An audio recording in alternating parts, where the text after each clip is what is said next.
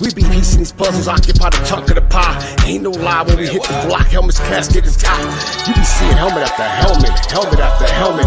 First place, second place, fifth place, eighth place, 12th place, 15, 16, 20. So many helmets, you got blurred vision, we got...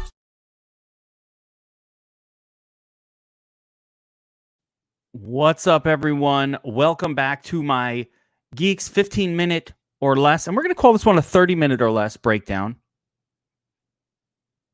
UFC Fight Island, Whittaker versus Till. We are going to break this down from a fantasy scoring perspective. FanDuel, DraftKings, Super Draft are the sites that allow for fantasy MMA, and we're going to crush it. This is an interesting card because we've got 15 fights on the deck. So for all my DFS Army people, we're going to crush this card like we crush every card. And this breakdown is going to focus on which fights we want to have high exposure to, just as much as it's going to focus on who I think is going to win. In the end of the day, more important than winning or losing is figuring out which are the fights that we need to load up on, get a lot of exposure to, because the winner is likely to be in the perfect lineup. And also, I'm going to talk a little bit, as much as I can, within 30 minutes or less in each fight, about why we're much safer figuring out how much an underdog will score in a win than we are kind of even with a favorite that wins and scores well, because the favorite not only needs to win and score well, he's got to outscore a lot of other really studly fighters, whereas these underdogs, we're just looking for a decent to high scoring win. So let's get started with the first fight of the night. Nathaniel Wood, John Costenda. Very close. Well, not close. Costenda is a well-rounded fighter. He's looked good on the regional scene. Nathaniel Wood, kind of a little bit of a hype machine. Has looked good in his fights. Got knocked out in one of them. I believe it was against John Dodson. A little bit surprising in that KO. You know, he kind of gets rocked a little bit, and he hasn't beaten anyone. So I think this is really important. His record is not of beating fighters who are very, very good. These guys are all pretty just okay. Sexy Maxi Castenya. I think he's a live underdog here. I don't like that he has recent losses in the regional circuit, but he's a pretty well-rounded fighter. You know, not somebody that I'm going to definitely be building any kind of focus around, but certainly because Wood is knockout prone, I think in tournaments, GPP only, I might consider some shares of Castaneda. Gotta get that right.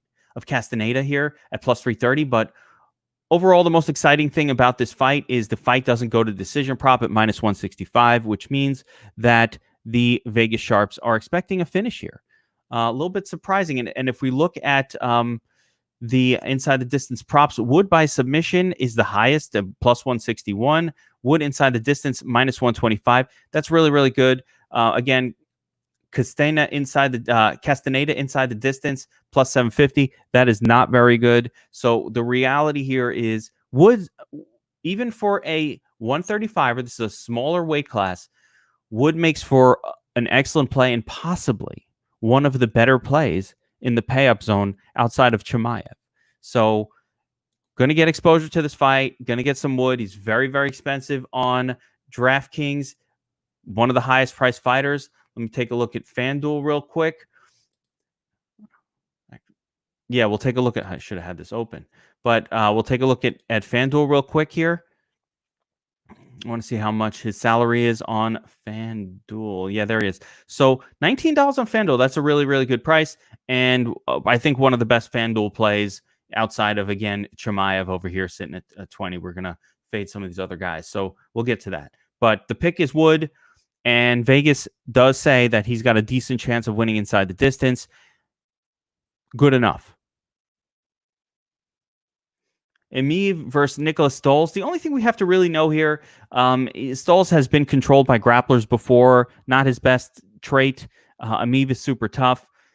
But the most important thing is Emeev's fights do not score. He's fucking DraftKings kryptonite. We don't want anything to do with this smoke. Okay, this is a guy who's winning with 50s, 60s, and 70s. Horrible. I think he'll get takedowns.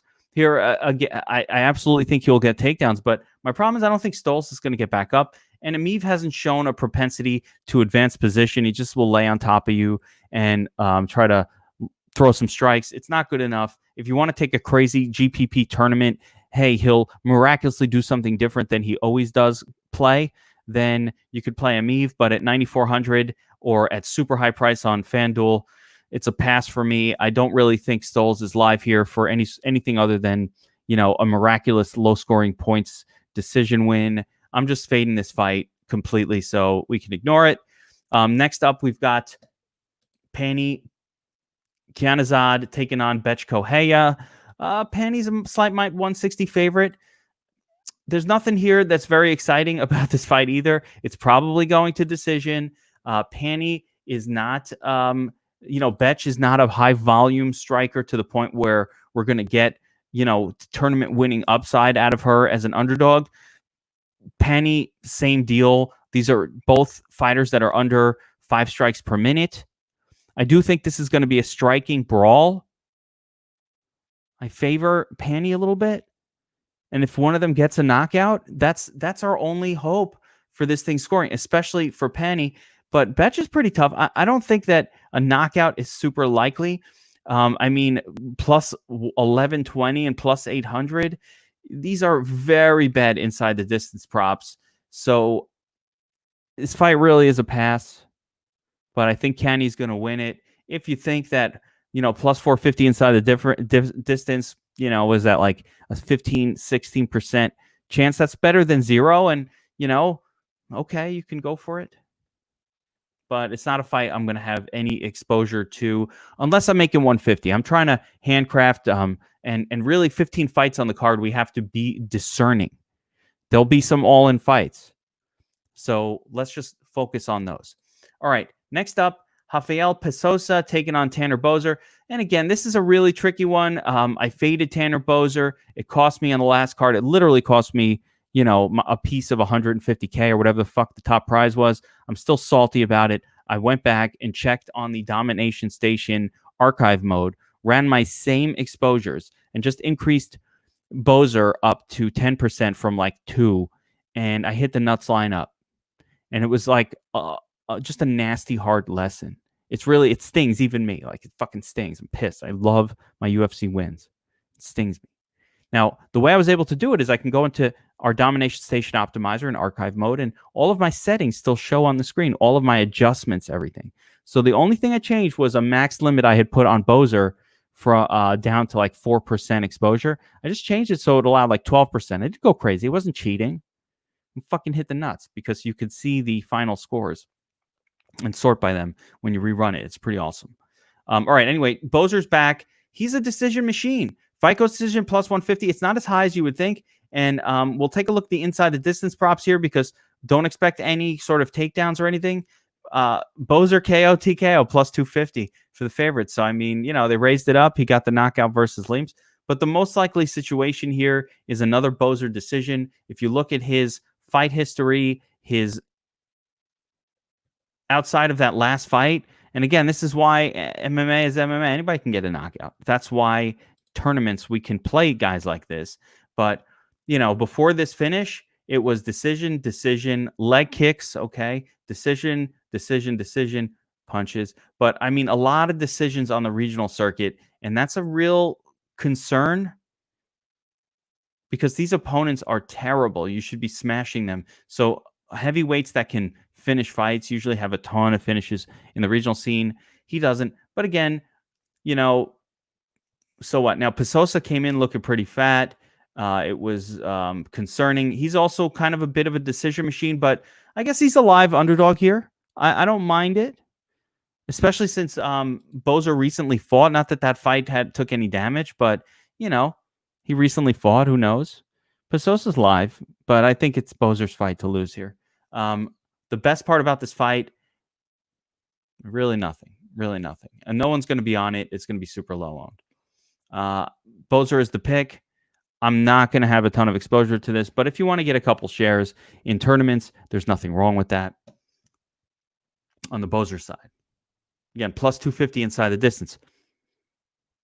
25 30% implied probability. So it's certainly better than 0. All right. Mike Grundy, Movsar Evloev. These are both grapplers. I had higher hopes for Movsar coming into the UFC than a little bit of what we saw. I expected this guy to be a scoring machine for UFC purposes, and he is very active. I do think that will happen. He's gotten a couple tough matchups, but he's winning his fights. His last fight was against Enrique Barzola, who's a wrestler, and he was able to take him down 4 times, land a bunch of strikes, score decent. I expect pretty much the same here. Listen, Mike Grundy's also a wrestler. One thing was interesting in his last fight, though, even though he's a wrestler, he knocked out Nad Narimani, but he's a wrestler, and so it's not clear that Evloev will be able to execute a wrestling takedowns-based game plan against this guy. It's just not clear. If he might be, I just don't know. There's no way of knowing because these guys are both wrestlers. Evloev brings a little bit more of a relentless grappler kind of approach to the game. Grundy is really a relentless grappler too, but more traditional, where Evloev brings a little bit more of that Dagestani style, a little bit of that Khabib thing going on. It's like Chimaev light. The way Chimaev looked against Phillips is what we were expecting with Evloev in his debut, and he's kind of delivered. I mean, the only thing missing here is the position advancing. He just didn't have enough of it, but he's got a bunch of takedowns, but it's those advances that you want to see. And I'm not sure he's going to be able to do that against Grundy either because Grundy's a wrestler. So for that reason, I kind of think this fight should be lined closer to even. And it's more because if Grundy can stop the takedowns of Evloev, of course my computer's breaking on me, but if Grundy can stop the takedowns of Evloev, then it potentially becomes more of a striking battle, like a striking-based battle. And if it's a striking-based battle, I think it's about 50-50. So in this fight, I'm going with the underdog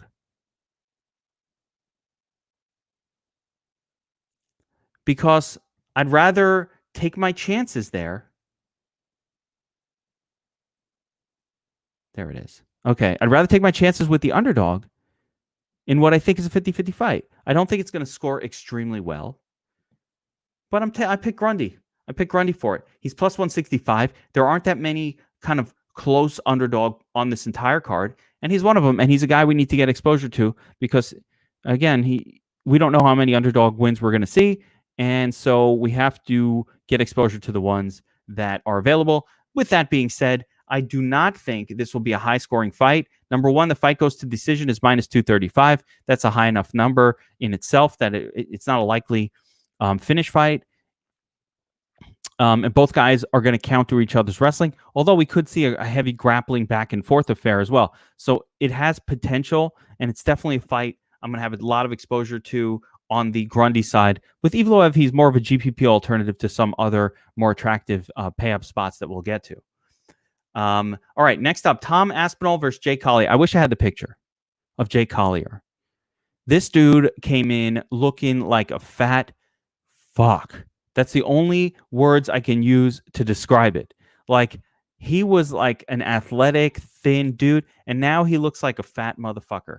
Tom Aspinall, on the other hand, he's a giant man, not fat, just a giant, super athletic dude.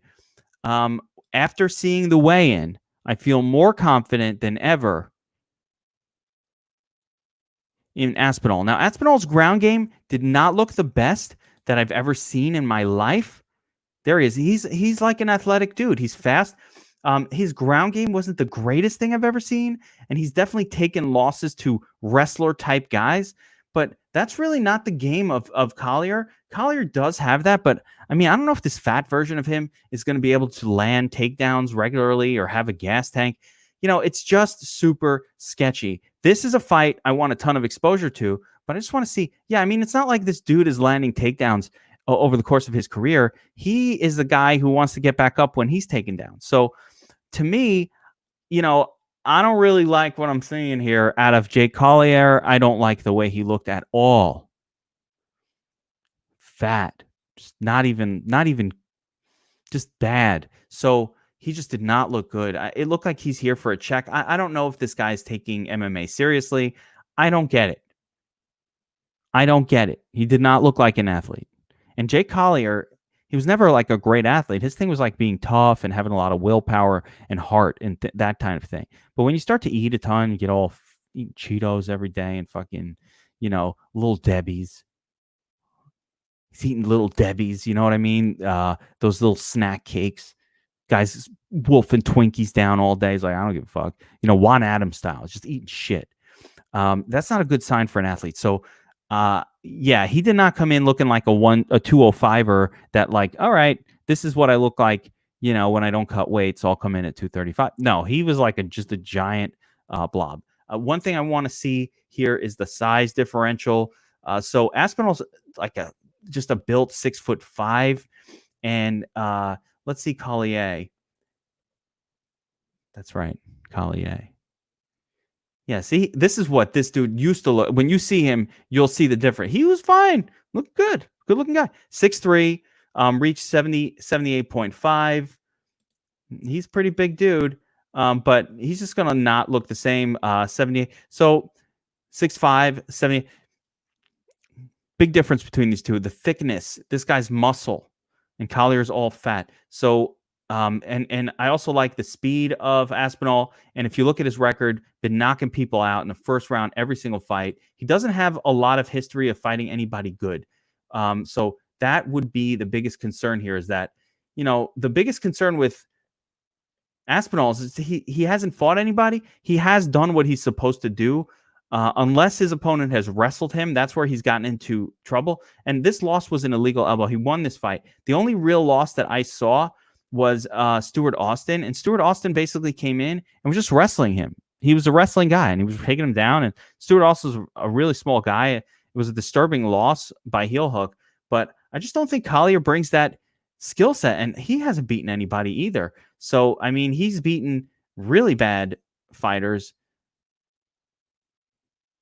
Nothing special. Like, he lost to a wrestler. Fortuna went on to do bad things. So it's not like this guy is a win that I'm going to get so excited by. So for that reason, my pick is Aspinall. But more importantly, this is a fight we want a lot of exposure to. The fight doesn't go to decision is minus 195. Aspinall KO TKO minus 105. That's a 50% chance that Aspinall wins this fight by KO TKO. Here's an ugly stat. Collier by KO TKO sitting at plus 1,015. So Collier inside the distance, not that great. Aspinall inside the distance, very good. So I want a lot of exposure, perhaps as much as 50% exposure, just to line it up with the odds makers who give Aspinall a 50% chance to win by KO. His salary is mid-level. That is also important. Aspinall is 8,800, so he comes in below most of the high-priced, high likelihood finish studs. Okay, so we want a lot of exposure to that fight. Is that the first one? Yeah, that's the first of what I would call not an all-in fight, but heavy exposure fight. All right, next up we've got Francisco Trinaldo taking on Hebert. And this one's pretty simple. Hebert is priced as an underdog, but he's a plus 110 sort of dog. But like that's pretty close to even odds. And Trinaldo's a decision machine. We can pretty easily scratch him off the list of people we want to use. So it comes back to Hebert. And here's the thing. I'm going to show you the size of these guys. Hebert has a significant... Now, we know Trinaldo. He's tough. He's a veteran. He's been around. He's got the dad strength going on. Very strong dude. 5'9", 41 years old. Wins by decision pretty much all the time, outside of a super shot fighter in Evan Dunham. But it's important to note that he's good. He's beaten Paul Felder. He's beaten Jim Miller. This is a guy who has wins against good guys. And even recently against Bobby Green, John Makdisi, whatever. But against Bobby Green, decent win. Jim Miller, good win. Paul Felder. He's got wins against pretty good opponents. Now, Iber is moving up to the UFC, but he has some length advantages here. 6'1", 32 years old, versus 5'9", 41 years old. That's first. Both of these guys are stand-up strikers. Disturbing is the fact that Trinaldo came in 5 pounds overweight. He missed weight. So that's a bad sign for Francisco Trinaldo. It's just a bad sign. He missed weight. Why? Why are you missing weight? He never misses weight. So that tells me maybe he's not training enough right now. I don't know. And if an old guy isn't training enough, that's what happened to Verdum.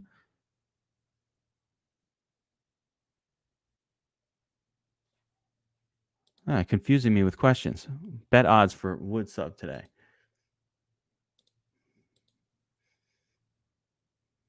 There you go. I'll give you the bet odds for a Wood sub here because I saw your question. Woods by submission plus 161. That's how we expect him to win. All right. So, hi, Hebert. Why not? Plus 110 odds, underdog money. Might as well take a shot on it. I don't think he's going to score well, but the difference is I think we could fade Trinaldo. Trinaldo could get a finish here. I mean, he could do it, but he doesn't throw a lot of volume. He throws barely any volume, and that's really the most important consideration for us. He's not a guy who's going to score well most of the time, even when he wins. So we don't want 3.13 strikes per minute and 1 takedown on 15 minutes. That's not ideal. I do think Iber is going to come at him. And I think, when you got an old man in there, sometimes a young stud throwing fists at your face make you go to sleep. Could happen. All right. Next up, we've got, where are we? We've got Kazmat Chimaev taking on Rhys McKee. And the odds on this one show as minus 1,200 for Chimaev, with the comeback on McKee at plus 850. We saw Chimaev a couple weeks ago against John Phillips. And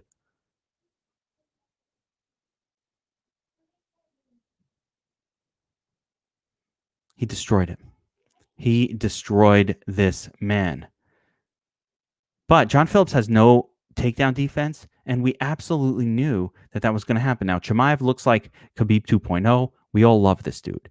And the reality is, he kind of is Khabib 2.0. All right? He does all of those things that we want in a UFC fighter for fantasy purposes. Relentless takedown game. Right? But we don't know really how relentless. Is he an Evloev, Movsar?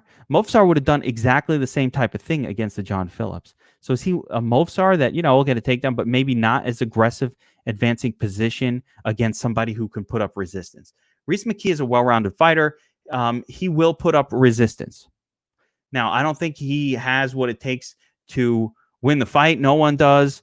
He's a giant underdog. He's such an underdog that if you really, technically, he'd be the better bet on the fight. I mean, I'm not betting on Chimaev at minus 1,200. And if somebody ever told you to make a bet like that, cancel the service, right? Those people don't know what the fuck they're doing, right? We don't know what Kazmat really is because he went up against a guy who has no takedown defense whatsoever. And before that, he's just got a bunch of very few fights on his record. So Rhys McKee is a veteran. He's got to win against where was it? Guy on this card against Hai Iber by knockout back in 2016. He's also got a decision draw against Richie Smolin, who, this ain't no Kazmat, bro.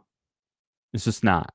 So yeah, I don't like his chances. Chimaev, really, the real discussion about Chimaev is, can we afford to pay up for him on DraftKings? On FanDuel, he's borderline a lock. I mean, he's priced below Ramzan or the same as Ameev and below Whittaker. That's just a pricing mistake on their part. He should be the highest priced guy. If I'm putting a $20 guy in there, he's probably going either MVP or, it's between him, basically these fast finish guys, him or or Aspinall for MVP for sure for me right now. There are a couple other options I'll throw out there as we go through it, but those are the two best. I mean, I guess we can include Nate Wood in the mix, but as a really very secondary play, the best play is and Gads Murad. So we have a few. We'll get to them. But Chimaev is certainly one of the better ones. He'll get a lot of takedowns. I don't think it's a lock that this fight will finish inside the distance, though. But I just think he'll score well, even if it doesn't. It's kind of like when we see my boy, who's my favorite takedowns guy? I can't remember. But, some of these relentless grapplers, it doesn't matter how long the fight goes because they're scoring so much along the way. Minus 1,200 favorite. Chimaev is the pick. But again, you do not need to go all in on a $9,800 fighter on DraftKings. It's just so much salary that there are only so many combinations you can make. You have to have a very underdog-heavy approach in that type of lineup. It's fine, but you can't go all in because if you do, and there are no combinations that hit with Chimaev's 9,800 being paid, then you're dead. So it's not just about Chimaev needing to listen. What are the chances that Chimaev scores 120 fantasy points? I'm going to say it's less than 50%. It's 3-round fight. It could be a 110 point decision win. It could be a 99 pointer. Maybe he doesn't advance a ton. The most likely scenario, though, is I said under 50%. There's about 50% chance that this guy will hit probably between 110 or above. Let's call it 110 or above. So even if there was a 50% probability, now the secondary thing is what is the probability that is enough to get him into the starting lineup, considering into the winning lineup, considering when you use him, you're now basically left with around 8K per fighter. So the minute you insert this guy into your lineup, this is just math. Just fucking math. Okay? You've only got 8,000. So basically, he forces you into the underdog territory just after one guy. That means you have to have multiple very, very low-priced or supreme underdogs in your lineup to even have a shot. And I'll show you what I mean. You need like a Stoles in there. Even then, I can't get to more studs. Of course, we're going to pick one of these two guys. Still not fully there yet. And then we got to get Aspinall in there. One of these two. We've already talked about that. So, there are lineups that can be made, but you need a super turd in here to really even have any hope of making it work. It's a very tricky lineup approach. You will need multiple underdogs to win. But I do think he's going to score over 100 fantasy points in his win, which I fully expect him to win. All right, next up, Alex Cowboy Oliveira taking on Peter Sabata. Here you can see the odds, the inside the distance prop. Fight doesn't go to decision, minus 165. It's pretty high. And this is another fight I kind of want to get a lot of exposure to. Alex Oliveira recently came out in an interview and he's talking about how he'd been like living the high life, kind of enjoying himself, just chilling and basically partying too much. He's been enjoying the fact that he's a UFC fighter a little too much. And it kind of fucked him up a little bit in the last few fights. And it's shown I used to love Alex Oliveira. He was a guy who'd fight for your money. And then, he started losing a lot. And you're like, what the fuck's going on? It was all some tough competition, but he just was losing a lot, making mistakes. This fight reminds me most of the Gunnar Nelson fight. And I will say, in that Nelson fight, there were points where Alex Oliveira looked like he was going to destroy that dude. He was raining down ground and pound and whatever. And then he just gets caught in the submission because he was stupid. And there was absolutely no reason to grapple with Gunnar Nelson yet. Here he is. So Peter Sabata, same deal. I mean, he's been looking good. Apparently, he's been training with a lot of striking coaches and things like that, wrestlers. But in the end of the day, Sabata's a submission guy, and he's a BJJ. He looked pretty good at the weigh-in. Alex Oliveira looked good. I think both sides of this fight are live. This is a fight we want to get a lot of exposure to. If Sabata wins, it's probably going to be by submission. I'm assuming that there's a very high Sabata by submission, plus 400, 20%. Sabata inside the distance, plus 290. Oliveira inside the distance, plus 175. So, worth targeting.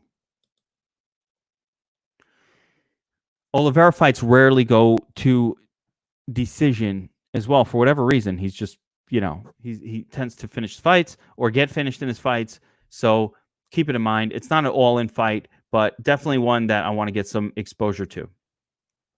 Both sides. My pick is Sabata, but really it's not really so much a pick as I need an underdog, and he's one of the underdogs I like more than the others. He's also one of the very few, light underdogs at plus 140. So we got to take some shots with him. I think he's going to be high owned as a dog play. So definitely take some shots at Alex Oliveira in tournaments as well, just to be contrarian. I think the middling construction might be contrarian, where you use a lot of these middle salary guys like Oliveira in your lineups. But it might work this time because, again, there aren't that many.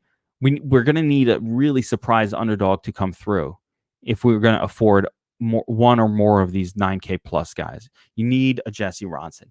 You need one of these crazy long shot, a Collier underdogs to come through. Now, for those that don't know me, I'm fully aware of the pronunciation of Jake's last name. I just choose to call him Collier because I believe he has been eating French cuisine. Very creamy. French cuisine, they add a lot of heavy creams and shit. Makes you bulk up a little bit with the fatness. You know what I'm saying? Adds a little bit of that chunkiness. A little French cuisine. A little pommes frites for Jake Collier. Can only eat pommes frites so much before you start to look like Jake Collier. Pommes frites. All right. Gadzmarad and Tigulov taking on Paul Craig. Probably the best fight on the card to target. One of them. Inside the distance prop, a gigantic minus 425. Here is the deal, people. First of all, load up on this fight. Gadzmarad and Tigulov has never gone to decision that I can recall. Okay, let's take a look at this man's long and storied career. He does not go to decision. He comes out hard, though. He comes out hard. He is going full blast. My dude leaves it all out there. Where's that shit? Was my brain not picking up where the fight is? I don't see it.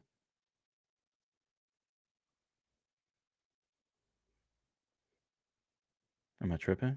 I don't know. Anyway, here he is. Okay, so I feel like it wasn't on that list over there. He goes to decision never. Okay, either he's kill or be killed. He gasses. He seems to have about a round of gas tank in him by 4 minutes mark of the first round. In past fights, at least, he has been completely gassed. There's a decision win, so he has gone to decision in his career. But for the most part, he finishes you out in the first round. Sometimes if it goes to the second round, he tends to lose. So that's just Gadzmarad. That's him. He didn't have great wins coming into the UFC, but he had some decent ones. His style is going to win on the regional scene. There's no doubt about it. Then he had a couple of wins against the lowest of the low. Moved up a little bit here. These guys are both pretty good. Both of these guys would probably smash Paul Craig and, those losses. So now what? Now he's taking on Paul Craig. Paul Craig, just, what can you say? What can you say about Paul Craig? He gets knocked out pretty easily. He's got some skills. He seems to be improving. But the main thing is, can he survive the onslaught of Gadzmarad, the first 3 minutes, survive it, and then, beat the shit out of a gassed opponent? Paul Craig does have some grappling skills, but he's not great. He has some wrestling. He's got takedowns. Nothing is great, but nothing is terrible. He fights with a lot of pride for Scotland, which I like. And again, he's improving. He's looked better. He was definitely piecing up Shogun Rua on the feet in the last fight, but Shogun is not that, he was definitely piecing him up. Rua had to take him down. They would get a draw. He split decision draw. I mean, so that's his level. I think both of these guys, I think if Gadzmarad gasses, Paul Craig come back and get that finish. But Gadzmarad has a great chance of finishing this with an early onslaught very, very quickly. So we can't ignore this fight. You have to load up. They're also salaried in such a way where the winner, especially if it finishes inside the distance, is going to be in the winning lineup. I just want to get the inside the distance lines for each guy. And Tigulov, plus 165. Craig, plus 115. Both very, very good. So 60-40, one way or the other. You want to pick one? I'm picking Craig to win, but I've been back and forth on it. I don't like trusting a fast finish, but I'm going to pick Craig here because I think maybe he could survive that early onslaught and come back and get that win.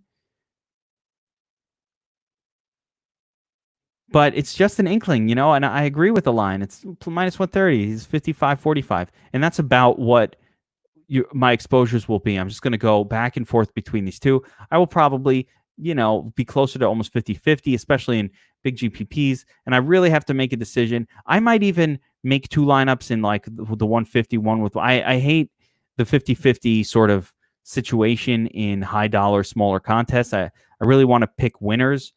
I hate having to make two lineups and one and one the other because it almost ensures that it's that one lineup won't win, and then you need to score really high with the other one. So it's a really challenging approach. I wish I had a stronger lean here. I want to lean slightly to Paul Craig, but Antigolov is the GOAT. And again, Paul Craig that pick will look like shit if Antigolov comes out and is able to finish him within the onslaught. And I have absolutely no doubt that for the first 3 minutes of this fight, Antigolov is going to be smashing this dude in his face. Paul Craig has no takedown defense. He just goes down. He wants to be on his back. He's happy there. And that's the primary concern, is that he's just going to be on his back. Maybe Antigolov will not go so crazy. Just keep him on that back and lay on top of him and maybe not gas as quickly or find himself a finish. So Antigolov against a fighter who's comfortable on his back and wants to be there, it's not the same as him fighting to hold down a guy who wants to get back up like Jan Kutalaba, or a guy who's going to stop his takedowns like Michal Olejniczak. So not as good. Get a lot of Antigolov exposure is what I'm saying here. But, again, if Craig can somehow survive that onslaught, I think by the second round, it's gonna turn a little bit. And Craig will be going up against a gas guy. But you know what? Oh, man, I could switch my pick to Antigolov right now. I'm convincing myself. It's so close. All right, let's move on to the next fight. Marina Rodriguez, Carla Esparza. Marina Rodriguez, long, great striker. She's going to outclass Carla on the feet all day. Carla Esparza, we know what she's there to do. She's there to go for takedowns. She doesn't advance much when she's got the takedown. Rodriguez has survived against grapplers, or oddly, she keeps going to draw wins. She's winning by or she's just, it's a draw. She had a draw against Calvillo, another grappler. I think Calvillo's takedowns are not as good as Esparza, but her grappling game is probably better than Esparza's, if that makes sense. She had a draw against Random Marcos, also taking her down, and a similar fighter to her. So, I mean, that shows the level of Rodriguez. She's good. And she's beaten wrestlers before, but, I do think she's going to spend a lot of the time of this fight defending takedowns or being on her back and getting back up. Now, that's interesting on FanDuel, where they reward you for takedown defense. I think it limits how much striking she can do, and I just don't see her scoring well in this win. So I'm going to fade Rodriguez, even though I like her. Now, with Esparza, what's her upside? 60, 70 points if they get the decision win. She's not going to finish this girl. So I don't like that either. Very fadeable fight. If you want to play Esparza and just accept some takedowns and a couple of grappling points and a 67 to 72 point split decision type win, okay, but I just don't think that's winning us any tournaments. And I'm picking Marina to win the fight. So for me, I'm just going to pass on that one. All right, Verdum versus Gustafsson. This is an interesting fight because Gustafsson just has looked like shit lately, pretty much. Can't really say anything other than that. He's just looked like shit. Pretty much, it's just the one Anthony Smith fight. People talk about he lost a lot, but his losses are to John Jones, Anthony Rumble Johnson, Daniel Cormier, and a split decision to Cormier. I mean, great wins against Jan and Glover. And then here we go, John Jones again. No one beats John Jones. And then Anthony Smith comes around and kind of worked him over. And I think, I don't know if his head wasn't in it at that time or if he's declining. It's tough to say.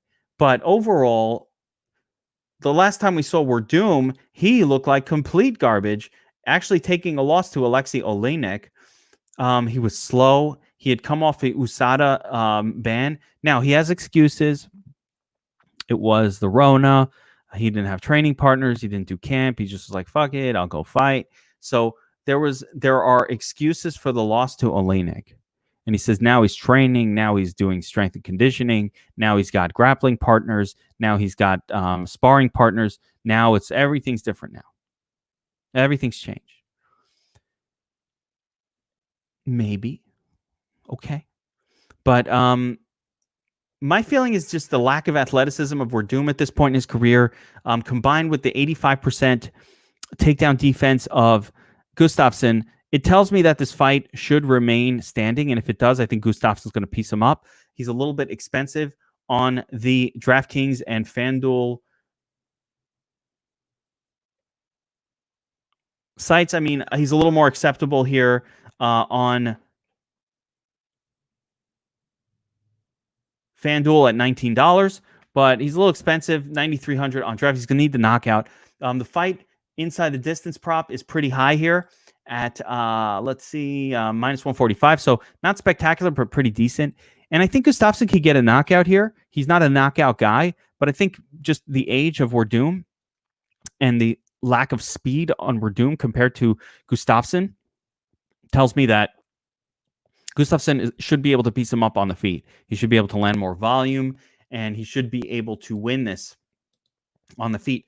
But if he does get taken down, and Werdum's going to go for takedowns, usually, if he does get taken down, it's not going to be a good scene. Because if you're getting submitted by Anthony Smith, then a guy like Werdum could submit you. So Werdum is live for the underdog win. I believe my boy Vince has Werdum as his kill shot, and his kill shots have been working, man. That alone makes me interested. But overall, I think this is Gustafsson's fight to lose. Let me just get one other number here. Strikes per minute, 4, so slightly higher volume than Werdum career-wise. You could even see Gustafsson getting a takedown in this fight. I could see him going for it. That's going to be a dangerous scene, though. When he does that, that's when I'm going to be a little bit concerned. But if he can do that and get his ground and pound going, all good. All right, trying to keep it moving. This is a fight we want to get some Werdum exposure just in case he gets that sub. But that's the only thing I think he's really live for here in terms of scoring well. And Werdum by submissions plus 575. Implied probability there, I don't know, 15% or less. Okay, co-main event, Legend Series fight between Nogueira and Shogun Rua. Little Nog is coming in as a slight plus 175. This is a fight we're going to have to get exposure to, people. It's a gross fight, but doesn't go to decision. It's minus 270. These guys are both old as fuck. And it's interesting that the fight doesn't go to decision prop is this high, considering these guys have fought before 2 times, each time with Rua squeaking out a decision win, although Nogueira has always been the better striker. And I think if this fight is standing and striking, Nogueira is live to get a knockout. The dude has power. Even he's old, at 44 years old. This is his retirement fight, his last fight of his career. That's dangerous. There's also the danger that these two legends just kind of like hang out and dance around a little bit and have no action, and they just fight to a low-scoring decision. They give a big hug at the end of the fight, and everybody's friends, and there's no aggression here. There is absolute risk here that happens. I've seen this shit. I've seen this shit before. 2 legends fighting, and they don't, it's like, Belfort and Nate Marquardt are fighting. Somebody's getting knocked out. These dudes always get knocked out. And then they just fight to a very low-scoring decision, and it's like there's hugs at the end, and respect and all this bullshit. So I don't like it, but because of that inside the distance prop, because of the chinniness of Rua, because of the oldness of Nogueira, we have to get both sides of this fight. I'm going to get some Nogueira exposure because I think he can knock Shogun out. I think he could. He'd love to go out like that. I'm going to get some Shogun exposure because he has takedowns and he could take down Nogueira, and he could ground and pound him. I think his he's younger, he's a little more youthful, he's a little fresher, maybe a little faster. Not very fast. He's still, got pieced up by Paul Craig on the feet, but, faster than Nogueira. And again, flip side, Nogueira knocked out Sam Alvey not long ago. So it was a reminder that he's got a lot of power in those hands, even if he, is a little bit slower and a little bit older now. So we get some exposure to that bad boy. All right, last fight of the night, Bobby Knuckles Whittaker taking on Deron Till. Very close odds, very middling salary, 5 rounds. Till is not a volume guy. Basically, he's never thrown more than 50 or 60 strikes in a fight. I don't expect that to change. He's going to dance around on the outside. His fights tend to not score well, period, for both guys, because he's dancing around the outside. He throws counters. He's just not a guy who's going to unleash volume at you. Whittaker definitely has a little bit more volume in his arms, so he's a guy I'm going to be... Yeah, Daryl's coming with the good info here, man. I agree with you, man. Calling a Gus KO in the second, and I think he's looking to get the KO. That's right. So anyway, back to the main event. Bobby Knuckles, Whittaker, going to throw for more volume. I just think he's a better fighter than Darren Till. I don't think he's going to... my worry is fighters coming off of losing the championship, they tend to have just letdowns. And this is always a concern. We see it with Tyron Woodley just looking like shit. He was the champ, and then he loses it and he starts to look like shit. This happens a lot. Like they lose a little bit of the motivation to be the champ. That that desire gets taken out of them, and they kind of come in looking like a different fighter. That's a concern, guys. But overall, I think Bobby Whittaker is just a better fighter than Darren Till. Darren Till is just going to kind of try to throw power from the outside. The problem with Darren Till is he was all this power when he was fighting a weight class down. And we see this a lot. Okay, so Darren Till's sort of superpower was he was able to cut enough weight. Let me get to this. To get down to 170. And he was a giant 170. Right? He was killing himself with that weight cut, but he's able to get there until he finally, started getting knocked out. Right? Get knocked out by Jorge Masvidal. Nothing wrong with that. Got knocked out by Tyron Woodley, or got choked out by Tyron Woodley. Not great, but he was giant at that weight class. Now he moves up to 185, and he's not going to be giant anymore. He's going to be like the same size as his opponent. So it's a big jump from 170, which is a 15-pound jump. Robert Whittaker is a full-sized 185er. So is Darren Till. So it's not to say Till is going to be smaller than him. It's just he doesn't have the size advantage that he had when he would cut all the way down to 170, and he'd always be the bigger guy. So that power...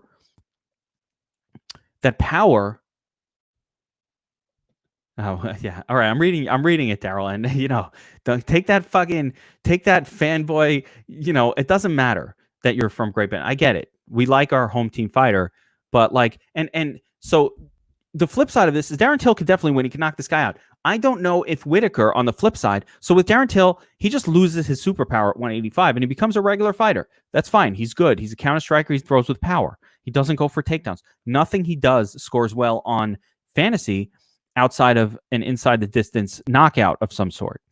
Whittaker throws for more volume. The issue I have with him is he sort of shot? Has he lost his motivation? He's coming off of getting knocked out by Adesanya. Adesanya normally is not knocking people out. Like, he'll fight to decision. He's very, very cautious.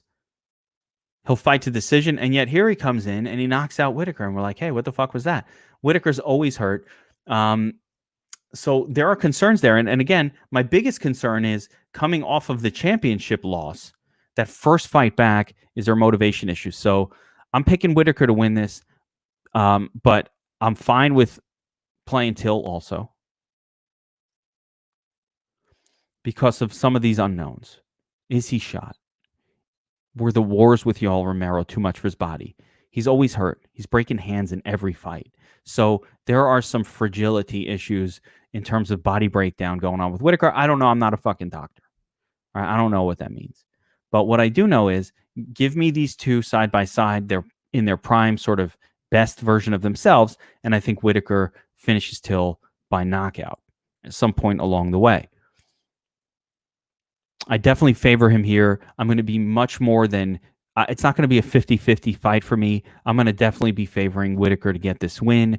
I think 5 rounds of Whittaker at his salary level is fine, and it's more than enough for us, even though, again, Till fights don't tend to score well and they tend to be lower striking. I just think on this card, we need these mid-level salary guys, and I don't think we need I almost think the floor in a win is probably about 86 points, because it's hard to win. You got to be landing. You got to be getting 20 to 22 significant strikes landed per round, especially with no takedowns. I could see more than that, like 25, 5 rounds, 27, 125. That breaks down to 62.5 plus 30 for the decision. That's 92.5.